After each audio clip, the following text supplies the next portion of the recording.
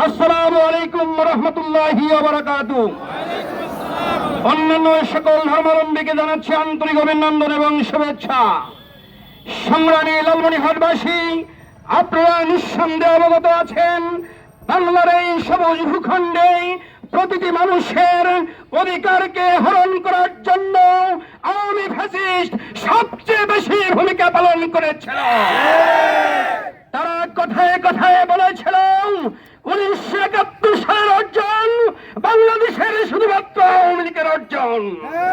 এই 71 সালের অর্জনকে নিজের বাপদাদার সম্পত্তি মনে করে বাংলাদেশের সকল মানুষের অধিকার হরণ করার চেষ্টা তারা করেছিল।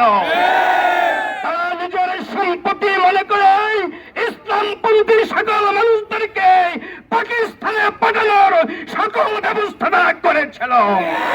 তাদের গোলাবাজি বন্ধ হয়ে গেছে, তাদের দোসররা টিকিট ছাড়া দেশ থেকে পালাতে বাধ্য হয়েছে।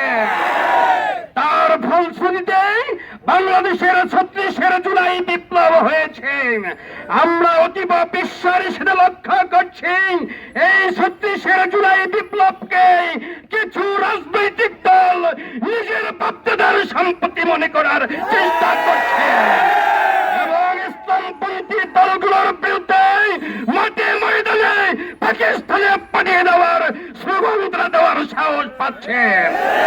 আমরা লালমনিরহাট জেলা থেকে ইসলামপন্থী সকল রাজনৈতিক ব্যক্তিত্ব, সকল নেতা কর্মী, সকল পেশাজীবী মানুষ পরিষ্কার করে বলছি, এক কারণে দেশ থেকে যেমন পালিয়েছে 36 জুলাই বিপ্লব। সেই ভাইরা, আমরা আজকের এই গণমিছিল থেকে বলতে চাই, এক সময় বাংলাদেশে যারা ওই ওই রই রই জামাত শিবির গেল কই এই স্লোগান যারা দিয়েছে তাদেরকে বাংলাদেশে এখন বাতি লাগে, খোঁজা লাগে, ফিকেলা।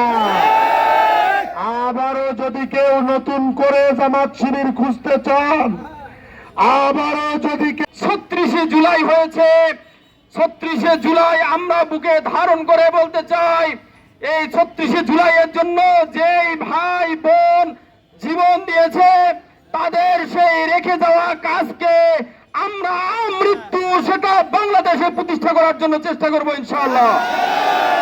আমার ভাইয়েরা জীবন দিয়েছে, এই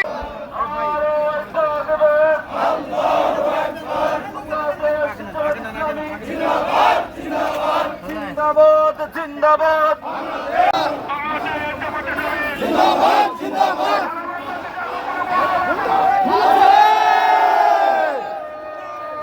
জিন্দাবাদ